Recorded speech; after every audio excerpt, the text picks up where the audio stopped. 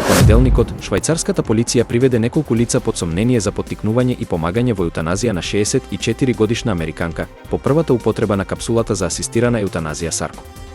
Оваа капсула, која овозможува на лицето внатре да притисне копче за инјектирање азот во запечатена комора, предизвикува брза смрт од задушување.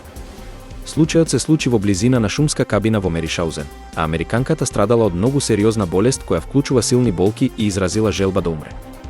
Швајцарската компанија Длест Ресорт, која стои зад Сарко, го потврди случајот, наведувајќи дека председателот Флоријан Вие бил присутен при смртта.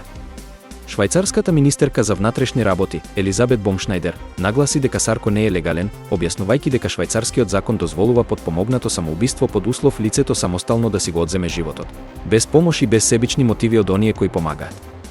Пронаоѓачот на Сарко, Филип Нике, изрази уверување дека неговата направа функционирала како што била дизајнирана, овозможувајќи мирна смрт без употреба на лекови.